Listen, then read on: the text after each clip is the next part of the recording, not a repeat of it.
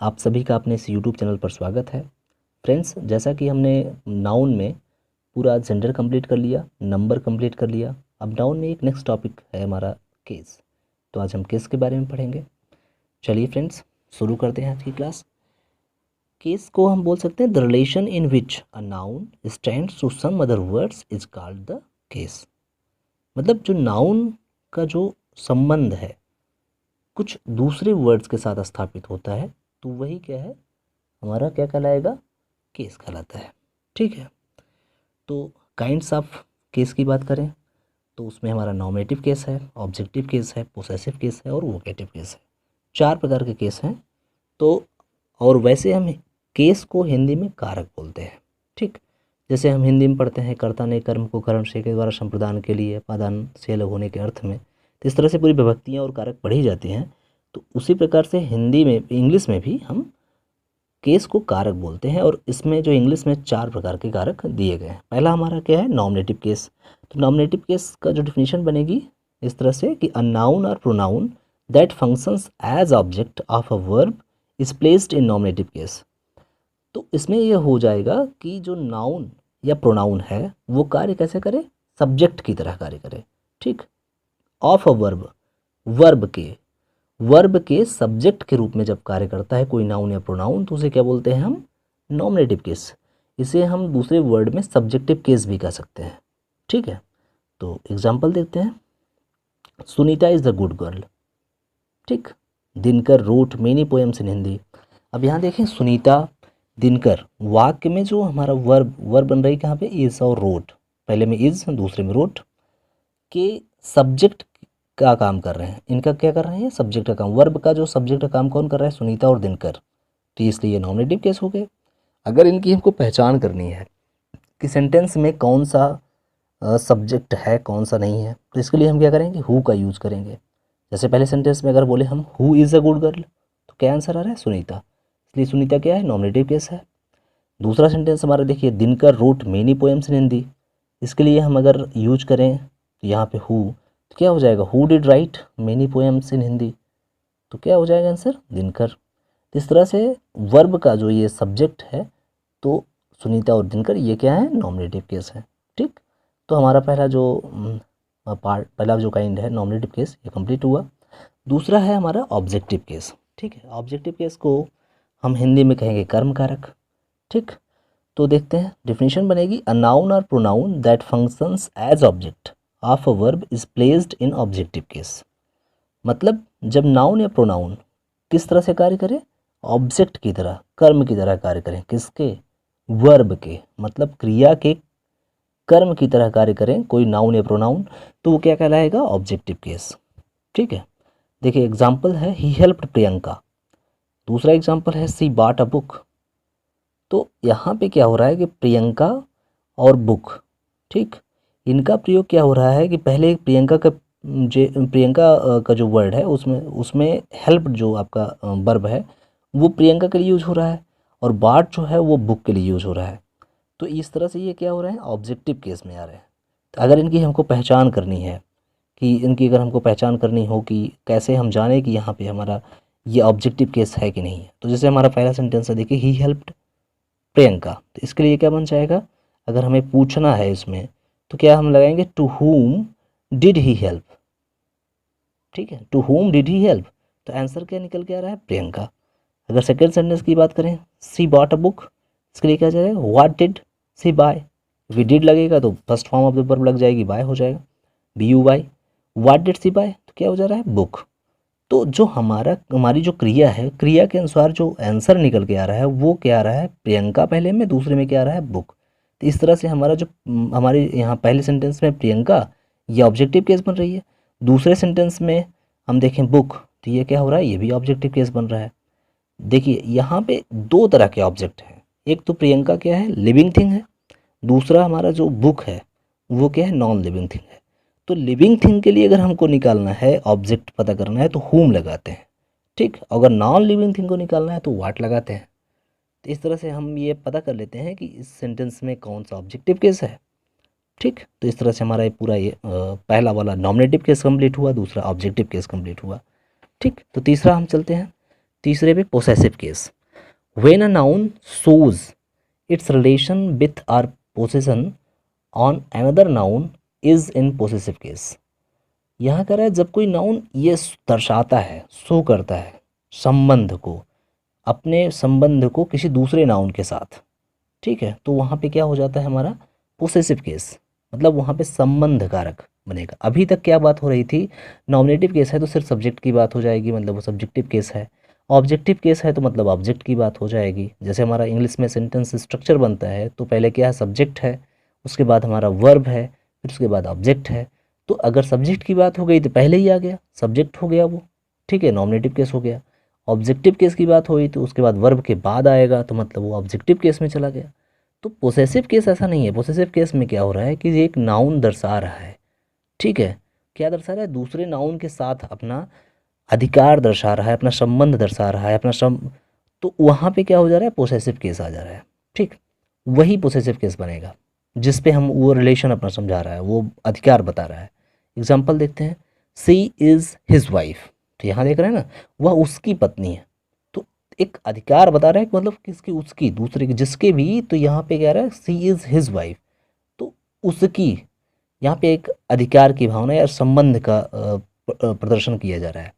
This is Mohan's book, तो ये क्या हो रहा है कि यहाँ पे कह रहा है यह मोहन की किताब है। कुल मिला के एक जोर दिया जा रहा है, प्रेशर दिया जा रहा है कि मोहन की किताब है। तो इस तरह से देखेंगे कि जो हमारा सेंटेंसेस है, हिज या मोहन्स, इनका जो भाव निकल रहा है एक अधिकार का भाव निकल आ रहा है, तो इसलिए क्या हो जाएगा यहाँ पे पोसेसिव केस। यहाँ इसकी पहचान हम एपॉस्ट्रॉफी यस के रूप में भी कर सकते हैं। इसकी पहचान हम एक प्रकार से अधिकार के अर्थ में भी कर सकते हैं। जहाँ पे अधिकार का भाव आए, संबंध का भाव आए, तो वहाँ ये जान जाएं कि हमारा पोसेसिव केस है। एपॉस्ट्रॉफी यस लग जाए तो वहाँ हम जान जाएंगे पोसेसिव केस है। चलिए फोर्थ काइंड्स पे चलते हैं। वोकेटिव केस, संबोधन कारक, इसे क्या बोलते हैं हम, संबोधन कारक। व्हेन अ नाउन और pronoun is used to call or to get the attention of a person और पर्सन्स, मतलब ये कह रहा है कि जब कोई नाउन या प्रोनाउन इसलिए प्रयोग किया जाए, किस लिए, कॉल करने, किसी बुलाने के लिए, किसी चीज़ पे ध्यान देने के लिए, अटेंशन के लिए, तो वहाँ पे जिस भी नाउन या प्रोनाउन का यूज किया जा रहा है वो क्या बन जाएगा, वोकेटिव केस बन जाएगा। जैसे एग्जांपल में देखिए, बॉयज सिट डाउन, तो यहाँ बॉयज क्या है, वोकेटिव केस है, क्योंकि अटेंशन किस पे लग रहा है, ध्यान किस पे लग रहा है, बॉयज पे। आर यू गोइंग ब्रदर, क्या तुम जा रहे हो ब्रदर, भाई क्या तुम जा रहे हो, तो इसलिए क्या हो जाएगा, यहाँ ब्रदर पे अटेंशन आ रहा है, ब्रदर को बताया जा रहा है, तो इसलिए क्या हो जाएगा, यहाँ पे संबंध कारक जो हम वोकेटिव केस बन रहा है वो ब्रदर पे आ जाएगा। तो ठीक है, तो इस प्रकार से हम देखेंगे बॉयज़, ब्रदर्स, इनका संबोधन के रूप में यूज हो रहा है, तो इसलिए ये क्या हो जाएंगे, वोकेटिव केस। तो इस प्रकार से हमारे चारों केस कंप्लीट हुए। इसके आगे हम देखेंगे एक नेक्स्ट जो केस टेबल है, इसको जानना बहुत ही इंपॉर्टेंट है। बहुत सारे एरर वाले जो सेंटेंसेस आते हैं वहाँ पे अक्सर इनका यूज कर लिया जाता है, और वहाँ पे गलत सा वर्ड केस टेबल का दे दिया जाएगा, और अक्सर गलतियाँ वहाँ पे हो जाया करती हैं। तो इसको आज हम समझ लेंगे, अच्छे समझ लेंगे, जिससे कभी भी दिक्कत ना हो। देखिए, नॉमिनेटिव केस, ऑब्जेक्टिव केस, तीसरा जो टेबल बना हुआ है वो पोसेसिव केस में है। उसमें दो चीज़ें हैं, पोसेसिव ऑब्जेक्टिव और पोसेसिव प्रोनाउन, और चौथा है रिफ्लेक्सिव प्रोनाउन का। तो देखते हैं, नॉमिनेटिव केस में अगर आई है तो ऑब्जेक्टिव केस में उसका मी बन रहा है। ध्यान देना है, पोसेसिव केस में दो चीज़ें बनेंगी, एक पोसेसिव ऑब्जेक्टिव बनेगा और एक पोसेसिव प्रोनाउन बनेगा। जो पोसेसिव ऑब्जेक्टिव बनेगा वो तो माई है, लेकिन जब पोसेसिव प्रोनाउन पे जाएंगे तो क्या बन जाएगा, माइन। वही रिफ्लेक्सिव प्रोनाउन पे जब जाएंगे तो हम माई सेल्फ। इसी तरह से हम वी, ऑब्जेक्टिव केस में उसका अस बन जाएगा, पोसेसिव केस में आवर, और उसी का पोसेसिव एडजेक्टिव के बाद पोसेसिव प्रोनाउन में बनेगा आवर्स, फिर आवर सेल्फ्स बन जाएगा रिफ्लेक्सिव प्रोनाउन में।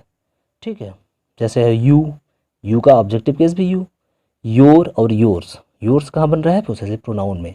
इसमें देखिए रिफ्लेक्सिव प्रोनाउन में क्या बन जा रहा है, योर सेल्फ या योर सेल्फ्स, दोनों हम लगा सकते हैं, दोनों का यूज हो सकता है। नॉमिनेटिव केस देखिए, ही अगर है तो ऑब्जेक्टिव केस उसका हिम बन जाएगा। पोसेसिव केस में हम पोसेसिव एडजेक्टिव हिज है तो पोसेसिव प्रोनाउन हमारा हिज ही रहेगा, दोनों एक ही रहेंगे, चाहे पोसेसिव एडजेक्टिव पोसेसिव प्रोनाउन दोनों एक ही रहेंगे। रिफ्लेक्सिव प्रोनाउन जो है वो हमारा क्या हो जाएगा, हिमसेल्फ। इसी तरह से सी का ऑब्जेक्टिव हर, और हर बन जाएगा पोसेसिव एडजेक्टिव, लेकिन पोसेसिव प्रोनाउन में हर्स हो जाएगा, या यस लगा देंगे। रिफ्लेक्सिव प्रोनाउन जो बनेगा वो हरसेल्फ। फिर इसी तरह से इट ही रहेगा ही ऑब्जेक्टिव केस भी, उसी का इट्स बनेगा पोसेसिव एडजेक्टिव, और उसी तरह से पास कर देंगे, इट्स आगे बढ़ जाएगा, रिफ्लेक्सिव प्रोनाउन के लिए इटसेल्फ आ जाएगा। दे का ऑब्जेक्टिव क्या बन रहा है, देम, पोसेसिव एडजेक्टिव दियर, और पोसेसिव प्रोनाउन दियर्स, आगे रिफ्लेक्सिव जो प्रोनाउन बनेगा वो क्या हो जाएगा, देमसेल्व्स। तो एक बार इसे अगर हम अच्छे से ध्यान से देख लें तो कभी भी गलतियाँ नहीं होगी ये, और बहुत ही इम्पॉर्टेंट है क्योंकि कई सारे कॉम्पिटिटिव एग्ज़ाम्स, बोर्ड्स एग्ज़ाम में आया करते हैं और एरर वाले सेंटेंसेस में अक्सर इनका यूज हो जाया करता है। थोड़ा सा हमको ध्यान देना है कि इन्हीं के ही स्थान पे कुछ ऐसे वर्ड्स हैं जिनका यूज हो जाता है और हम अक्सर ध्यान नहीं देते हैं और वो गलतियाँ हो जाया करती हैं। जैसे देखें माइंड सेल्फ कभी नहीं होता। कहीं सेंटेंस में अगर माइंड सेल्फ लिखा है तो वो गलत वर्ड है, उसको मत यूज करिए, तुरंत वहाँ से उसको हटाइए और माई सेल्फ का ही यूज करिए। आवर सेल्फ्स ये सही है, लेकिन अगर वो हो जाए आवर्स सेल्फ्स, मतलब OURS लगा दिया जाए तब सेल्फ्स लिखा जाए तो गलत है। आवर सेल्फ्स होगा, ओनली OUR आगे सेल्फ्स लग जाएगा, ये सही है, लेकिन आवर्स सेल्फ्स होगा ये गलत है।